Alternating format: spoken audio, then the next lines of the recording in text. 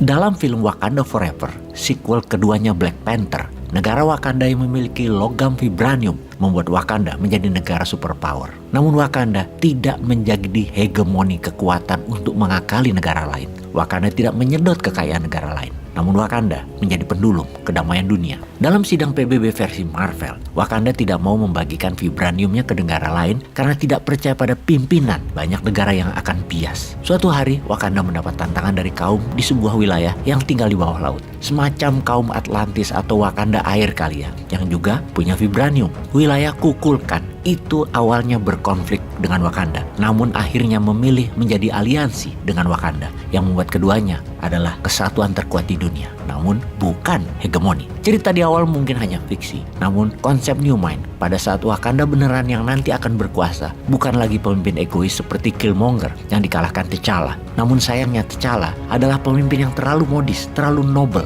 terlalu mulia. Wakanda perlu dipimpin pemimpin yang adil, yang tidak gila power, namun siap perang. Moto Civis Pacem Parabellum itu cocok banget buat Wakanda baru, buat Indonesia baru. Cinta damai, namun selalu siap untuk berperang. Idenya dalam kedamaian dunia, Indonesia baru ke depan adalah the world without superpower. Dunia tanpa hegemoni. Ini kunci kedamaian dunia, yaitu dunia tanpa hegemoni. Untuk membuat perdamaian tersebut, apa vibraniumnya Indonesia? Indonesia punya banyak mineral, namun sayang selama ini mineral tersebut hanya jadi komoditas. Cuman jadi alat transaksi dari aset tersebut. Aset yang berupa mineral, sayangnya Indonesia kecil keuntungannya, hanya dapat tidak lebih 15%-an hanya dari pajak. Sisanya asetnya hilang diambil oligar, hilang diambil pejabat yang ngakali pejabat lebih tinggi agar melihat bahwa menjual tanah air itu menguntungkan buat negara. Uangnya 450 triliun setahun. Itu uang kemana coba kalau pejabat tingginya sadar? Bukan uangnya Indonesia. Uang Indonesia hanya 10-15% saja. Itu uang investor, Bung. Bukan uang rakyat. Negara paling top dapat 15%-an. Rakyat dipotong dengan korupsi pejabat-pejabat sekitar 5%-an. Sisanya dibagi buat 280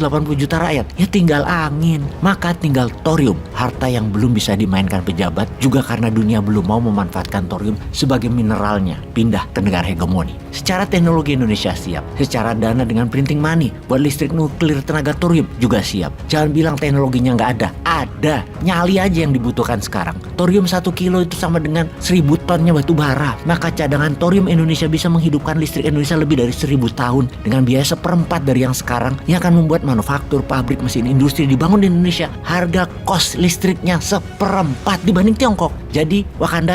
Jadi Indonesia harus segera membangun listrik tenaga thorium, di mana pembangkit listrik thorium lebih efisien dibanding batu bara dan uranium sekalipun. Kalkulasinya, untuk menghasilkan 1000 megawatt atau 1 gigawatt per tahun diperlukan batu bara sebesar 3,5-4 juta ton. Sedang uranium diperlukan 200-250 ton. Sementara kalau menggunakan thorium, menghasilkan kapasitas produksi listrik tersebut 1 gigawatt hanya perlu 7 ton untuk menghasilkan 1000 megawatt tersebut dalam setahun. Kalau Indonesia saat ini memiliki 74.000 megawatt atau 74 gigawatt, yang idealnya Indonesia itu perlu 200 gigawatt, dan di tahun 2045 perlu 500 gigawatt, maka setahun Indonesia hanya perlu 3.500 ton thorium. Jadi 250.000 ton bisa untuk 71.000 tahun. Oke, kita lanjut ya tentang sisi teknis. Thorium merupakan hasil pemurnian dari timah, monasit, titanium, dan zirkon. Bila thorium dimanfaatkan, maka hal ini sekaligus menjadi implementasi paradigma waste to energy. Secara data, sumber daya thorium di Indonesia adalah